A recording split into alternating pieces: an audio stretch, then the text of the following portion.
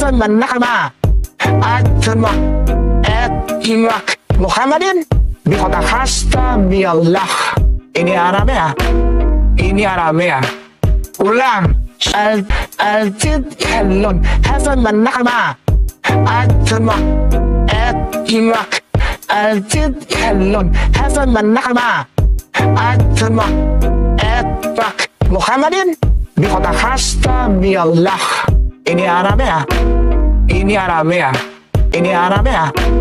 Ini Aramea. Ulang.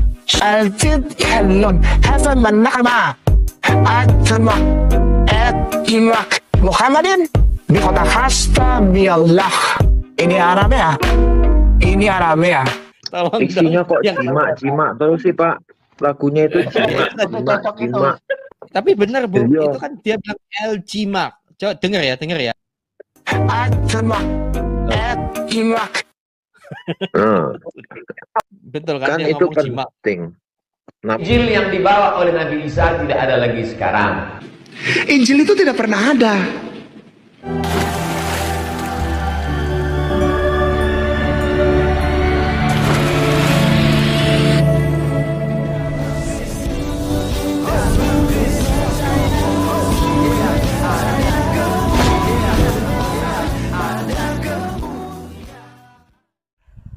Salam Elechem Bisem Yeshua Hamasiah. Salam damai sejahtera dalam nama Tuhan Yesus Kristus untuk kita semua.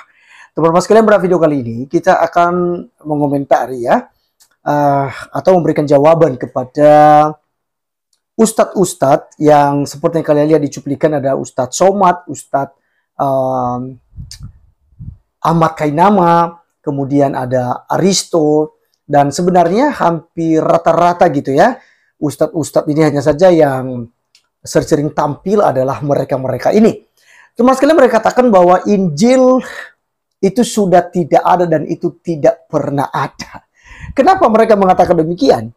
Itu karena mereka salah mengartikan atau salah memahami tentang Injil. Ya, itu sebabnya kemarin itu Elia mengajukan atau memohon agar ayat-ayat kitab Injil yang dimiliki oleh orang Kristen tidak boleh digunakan untuk menafsir Al-Quran kalau nggak salah ya. Jadi dia bilang di tafsiran Al-Quran itu jangan menggunakan ayat-ayat Injil. Nah teman-teman sekalian, kita akan menjawab ini. Namun sebelumnya kita dengarkan dulu pernyataan mereka berikut ini. Injil yang dibawa oleh Nabi Isa tidak ada lagi sekarang. Injil itu tidak pernah ada.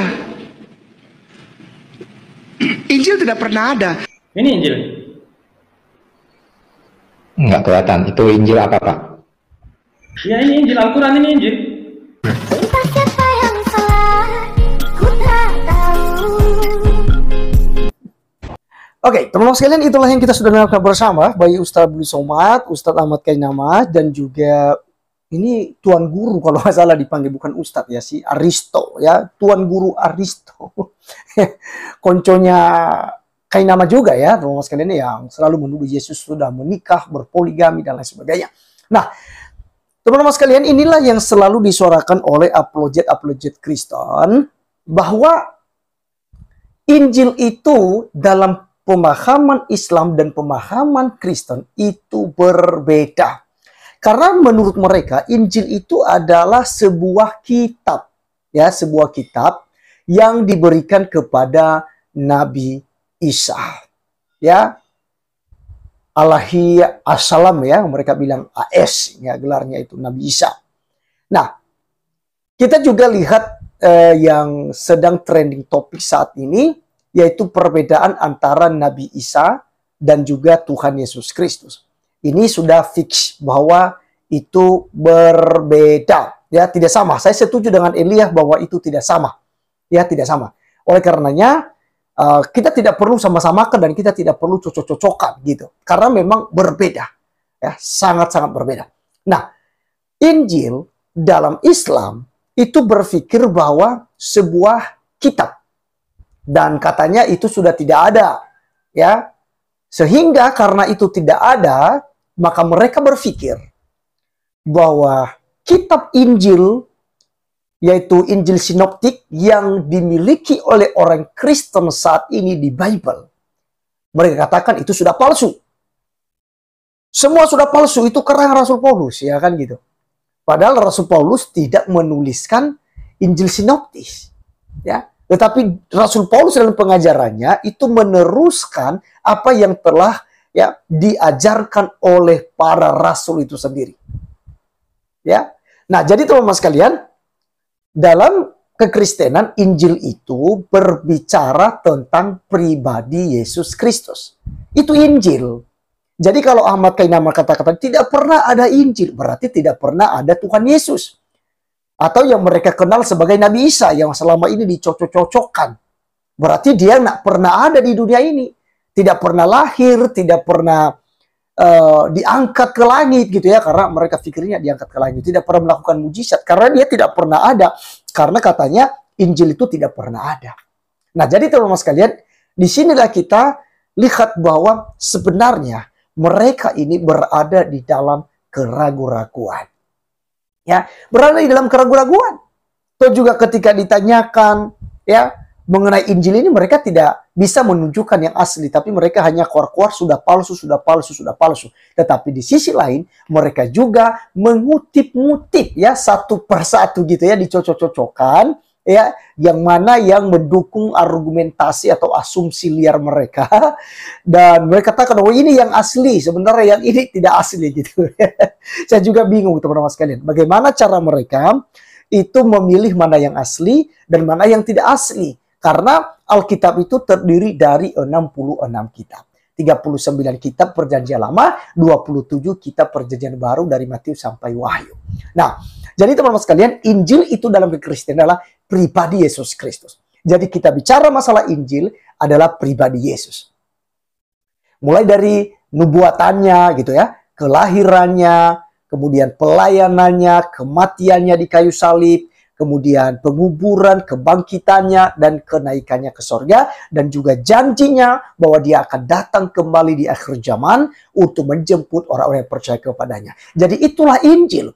Lalu kenapa ada Injil Matius, Markus, Lukas, Yohanes? Nah, inilah ya para murid ya atau Injil sinoptik yang menuliskan dari sudut pandang mereka tentang pribadi Injil itu. Ya, makanya dalam Injil Matius dia tuliskan silsilah Yesus Kristus. Ya, dituliskan menurut sudut pandangnya. Kemudian kitab Lukas juga menuliskan. Kemudian kitab Markus juga menuliskan dengan sudut pandang. Dan Yohanes, ya kalau kita lihat kitab Yohanes juga itu sebenarnya menuliskan juga bagaimana asal mula Yesus Kristus ini yang adalah Sang Logos, Sang Firman yang tadinya bersama-sama dengan Allah, ya, lalu muncul menjadi manusia. Jadi lebih ke asal mula ya daripada keilahiannya ya, asal mula keilahian Tuhan Yesus Kristus itu diceritakan oleh kitab Yohanes ya atau Injil Yohanes. Nah, jadi teman-teman sekalian di sini kita bisa berikan perbedaan bahwa apa yang dipahami oleh orang Islam dan yang dipahami oleh orang Kristen itu benar-benar berbeda. Oleh karenanya teman-teman sekalian, terkait tentang Isa, Yesus, itu sekali lagi saya katakan bahwa semuanya sudah fix, itu berbeda. Bahkan kalau kita tanyakan, ya kalau memang sama, ya misalnya ini, kelahirannya itu. Nah itu kan udah berbeda. Ya, itu yang sedang trending ya di beberapa media. Karena Isa ternyata lahir di bawah pohon kurma. Ya, sementara Yesus lahir di kandang domba di Bethlehem atau Migdal Eder, dan di sana tidak ada pohon kurma. Ya, tentang kematiannya juga itu berbeda. Isa diangkat. Yesus memang mengalami penyaliban, mati. Ya kan? Lalu beberapa lagi perbedaan-perbedaan yang sangat signifikan dari kedua nama ini ya, Isa dan juga Yesus Kristus. Yang sekelompok orang mengatakan sama, tapi sekelompok orang lain berkata tidak sama. Nah, jadi kita orang Kristen, saya secara pribadi mengatakan bahwa Isa bukanlah Yesus. Yesus bukanlah Isa. Terkait dengan Injil, Injil adalah pribadi Yesus itu sendiri. Dan itu benar-benar ada. Itu tokoh sejarah yang sangat luar biasa, ya. Ya bukan hanya luar biasa lagi, memang tidak ada kata-kata untuk memuji lagi ya gitu ya. Pokoknya di atas segala-galanya lah.